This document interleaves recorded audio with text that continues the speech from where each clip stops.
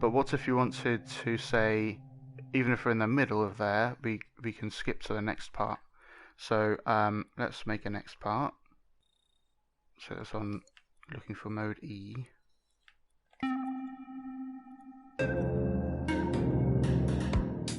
But we're here. It would be cool to be able to change here.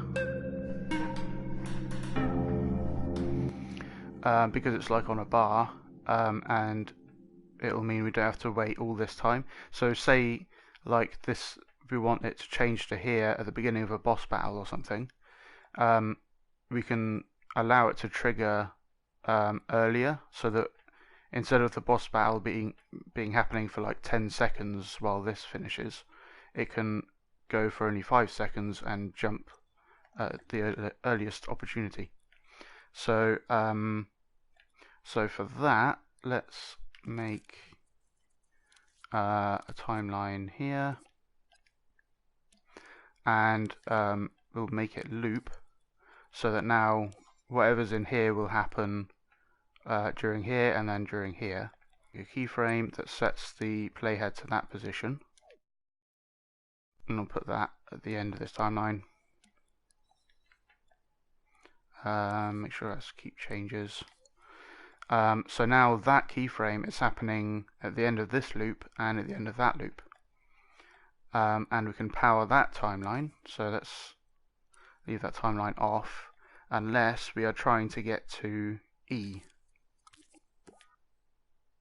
So then we turn that on.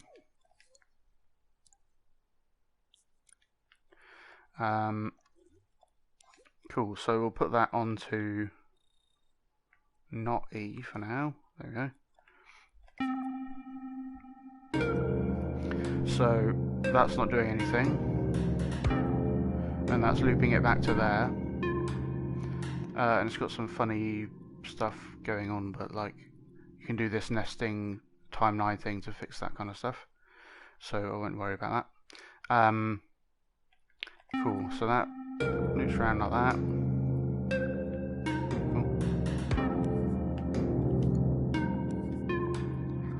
But now if we put the slider onto E, then you can see that timeline was powered.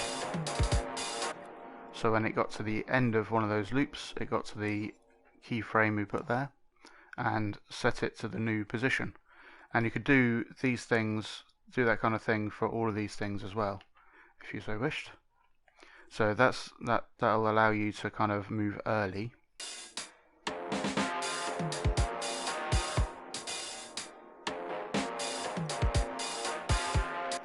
Okay, that'll do. So the point is, this lead-in is a bit longer. So if we had this set up, then it could suddenly turn this on halfway through and sound all weird, but we want it to be able to play through the whole thing, and then change. Otherwise, we don't want to change at all. So this is a little bit more involved. So this is similar to the previous case where we want to be able to change at this point or that point. But before the change, we want this to play. So we're going to put that up there, so then it's around there and it's around there. So we want to say, if we're at this point, then we'll turn that on. Normally it's off, but then when you hit that, it will turn that on.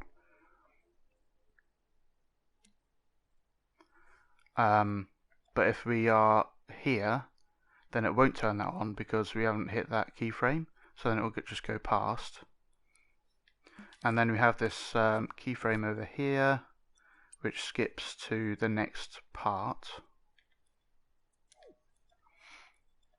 with keep changes on. So that works just like those other keyframes we had. But we'll put that here, and we'll say that keyframe is off.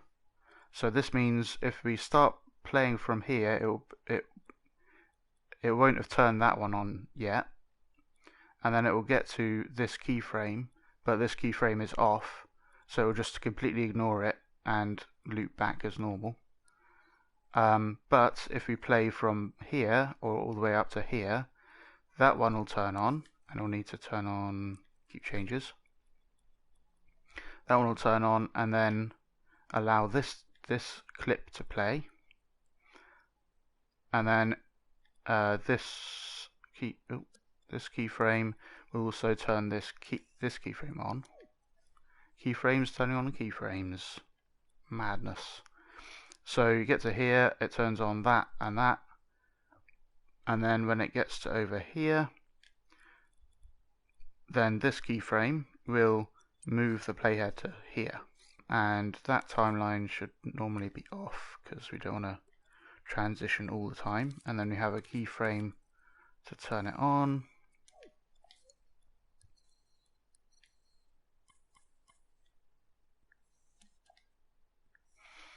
And this is for F. There you go, so the F keyframe is being lit up. So now let's skip to here.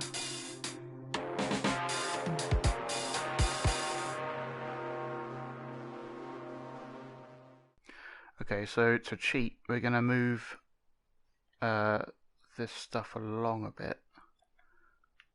So that's another way of kind of fixing this. So let's put that there and just copy these like that, and I'll copy that down there.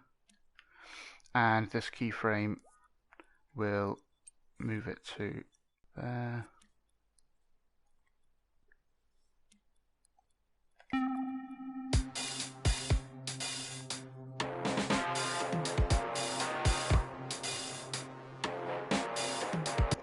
That's working now. Cool. So if we were here, it would get to this point and change, and then it gets over to this point. But if we came in halfway through, which would be here, then that doesn't play and that keyframe doesn't skip it.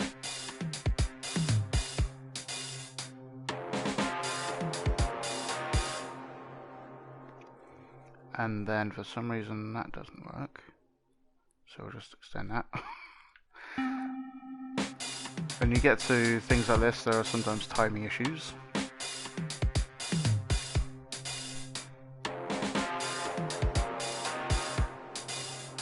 There you go. Cool, so we can move that over to there because that's where this clip actually starts. So we're kind of saying if that is hit, then it will allow it to move on. If that point isn't hit from going through it like that, then it won't allow it to continue. Cool, so then you have this special lead in that goes into the next part. And you can have a similar thing where you have like a cooldown part. Maybe we want to have this part kind of die off over it. So maybe like this.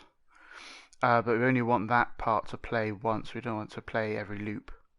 So let's just see what it sounds like.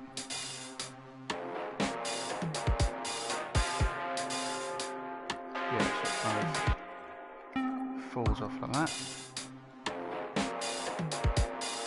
But you only want it to play that once and not every loop.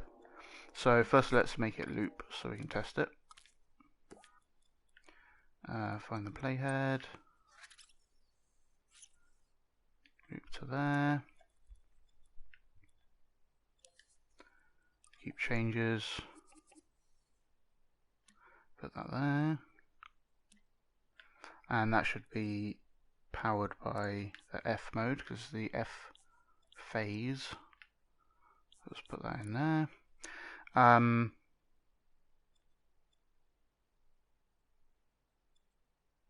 Right, so let's add some logic to this part then. So this will be in here, and once we've played through that, we'll just turn off this timeline. So if we do that, You turn off the timeline. Keep changes so that it will play through this, then turn it off permanently. So if we play that, play through that.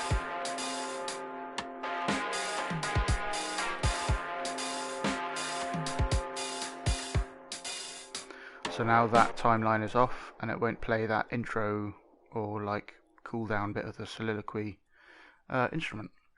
So you can kind of do this kind of method on either side of it. And the cool thing is you can tell it which part of the track you want it to play using this selector and just sending it signals and whatnot. I have a tutorial about how selectors work more in depth.